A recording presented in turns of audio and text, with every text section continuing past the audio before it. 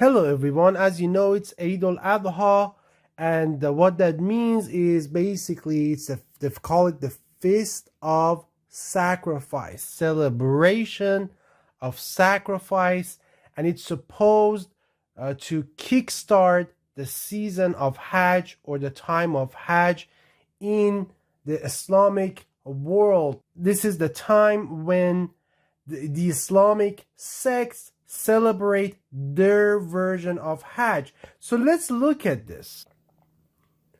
What are the months during which Hajj can be performed according to the Quran?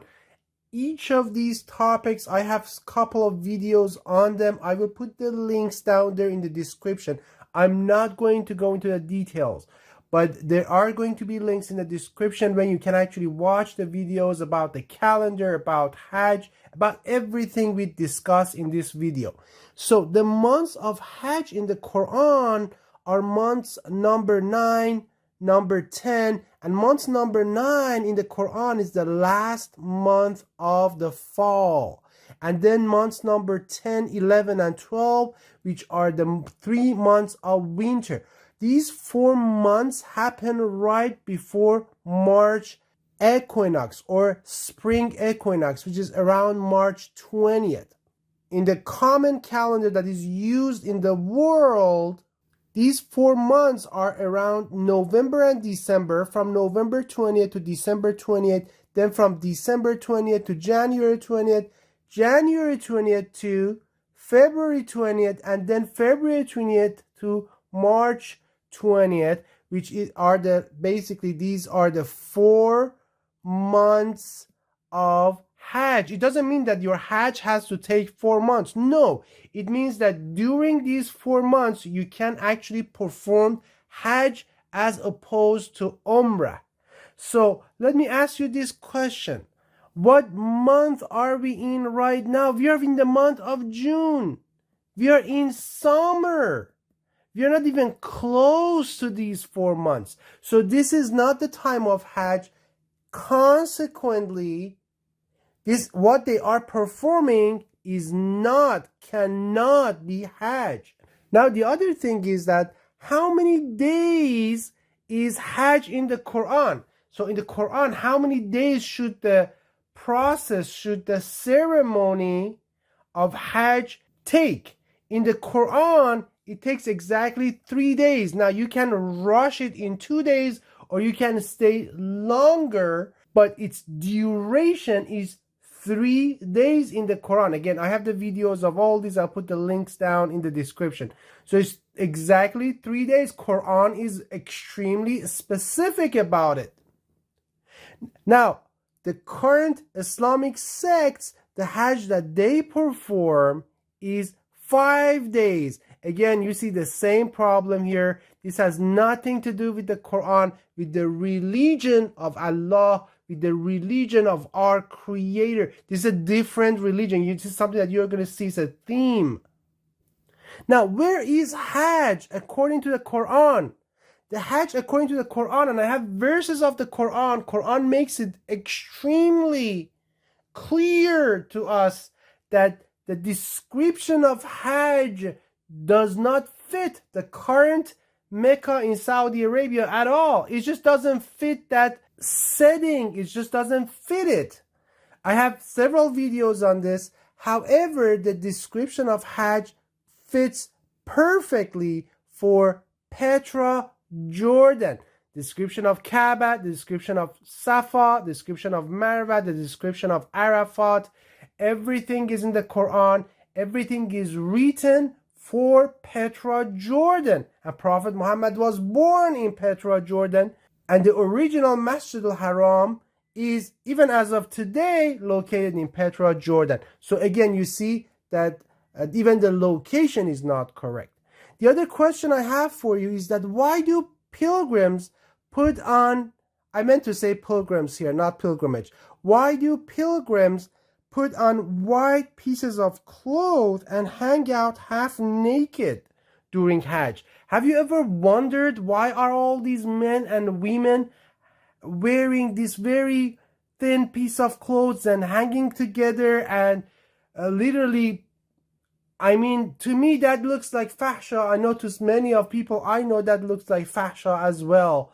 And the pushing against each other, rubbing against each other, which Quran commands the believers to dress like that during Hajj. I have not seen that anywhere in the Quran. To me, that sounds like a nightclub in Vegas. That's not what we do when we want to worship our Creator, when we want to worship Allah. So again, I have no knowledge of that either. So that brings me to this question: what is this pilgrimage that the Islamic sects currently do? The reason why I'm asking this, please, if anyone knows, say something in the comments. But what is this? Because the location is wrong, the Kaaba is wrong, the Safa is wrong, the Marwa is wrong, the Arafat is wrong. It's in the wrong location. The time is wrong. It's in the wrong time, according to the wrong lunar calendar. And the duration of it is wrong. Then the clothes that people wear is wrong. So what is this? And that brings me to this. This is the feast of the idols. This is not al-Adha. This is al-Asnam. al-Asnam. This is celebration, the feast of the idols. This is the feast. This is a celebration. This is a ceremony where the idol worshippers from across the Muslim world gather together to worship the stones, the ancient stones. This is pure idolatry. Let me show you in these pictures. This is what they call Safa al-Thafa that the Quran mentioned. The Safa that the Quran mentioned is a house like Kaaba. It's where the believers used to go and perform tawaf. Quran actually makes it very clear. I have a video on that. You can watch that later. But look at this Safa. This is a piece of a stone.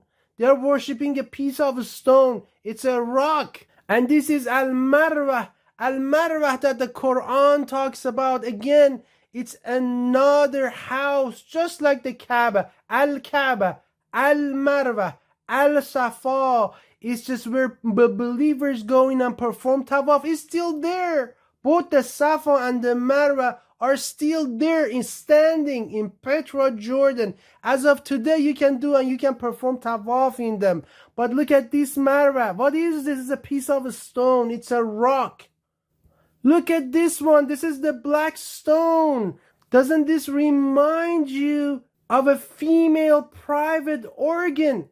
That's what it is. They have these stones in here that they go and worship these stones. They kiss them. They beat each other to go over there and kiss these stones like people used to do in ancient times about the idols. People used to line up to go and worship and kiss the idols. In fact, go to India. They're still doing that in Hinduism. It's the exact same thing, and I'm going to show you what this is. This is nothing but the female organ inside of which they have put the head of the idol al-Lat, which Prophet Muhammad had broken back in the day. They put it over there, and people during the time of Umayyad, this practice started during the time of Umayyad, the Islamic sects would go and kiss the head of al-Lat. I have a video on that. Again, you can watch that as well. This is where they suppose that they are stoning the devil. But look, what is this? This is again a male private organ. This is again another symbol. This is again another idol that they worship over there. And where in the Quran does it say that you have to stone the devil? Who can stone the devil? Which prophet? Where in the Torah? Where in the Gospel? In which holy book, in which divine book Allah commanded the believers to stone the devil? You never find that anywhere, except for the religion of the idol worshippers. Again, this is another newer version of that. That was the older version. This is the newer version. And you can see it's the exact same thing. It's just a male organ. an obelisk. It's a very known ancient symbol of male organ. It exists all around the world. Again, another newer version of it. And this is again an old version, a newer version. 3 of them is the exact same thing. And again, this is the exact same thing in Washington, D.C. This is the exact same thing in Egypt. So what you have over there is a collection of ancient stone idols that the Islamic sects, the mushrikun, the associators gathered together, the polytheists gathered together from across the Islamic world to worship them. And you remember what I showed you before. This is, again, you can see this is basically Shakti's private part, or as Shakti's vagina. That's what it is over there. This is the Hindu version of it, Shiva Yoni they call it.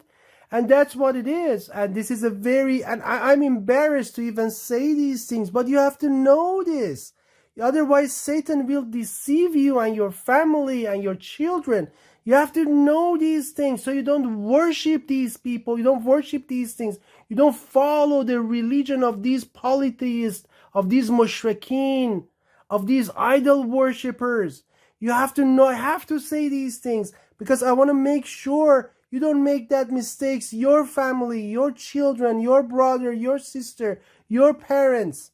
And this is what they call Maqam Ibrahim. This has nothing to do with Prophet Abraham. This is another stone. Again, as you see, it's a theme. It's a theme. It's a stone, ancient stone idol. This is the pedestal. You can see it here. This is the pedestal where they used to put a huge idol in it. So Prophet Muhammad destroyed those things. But these people, the Umayyad, they gathered together every remaining piece of these idols and they brought it and put it together, changed the name of it to Maqam Ibrahim. They changed the name of the head of the idol al-Lat to black stone. And they created a hadith about it, that the black stone is a stone from the heaven.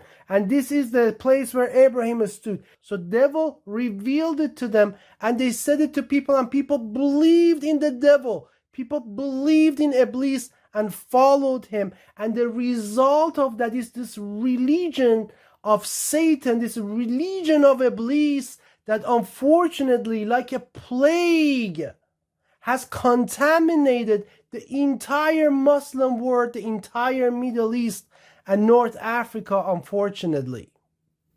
And look at this. This is what they call Arafat. Arafat means the high places, very high places. Is used for mountains. Basically, Arafat is supposed to be a big mountain with several high places clumped together that people used to go, what is this? Is this a mountain? This is a piece of a stone. This is a piece of rock. I ask you, where in the world, in which culture, in which country do they call this a mountain? Now, we have a mountain here. Look at this. This is a mountain. This is a mountain. And if this is a mountain, what is this? This is a piece of rock. And Arafat is supposed to be right beside the Kaaba, where people will come down from Muzdalifah. And actually, when you come down, you see the Kaaba right there. This is, you have to walk several miles for several days to get to the Kaaba. One more time, again, you see another piece of rock that they go and worship. So my brothers, my sisters who believe in Allah and His messengers, who believe in Allah and all His books and His angels and His messengers, you who do not differentiate amongst any of His messengers and do not associate anything or anyone with Allah and His words, don't follow this satanic Eid, this satanic ceremony, this satanic festival. This is a festival of idols. This is a festival during which the associators, the polytheists from across the Muslim world gather together to worship ancient idols, the remnants of ancient idols and stones. Only worship Allah and do not associate anything or anyone with Him, and only follow Allah and His words. Peace and blessings to all of you.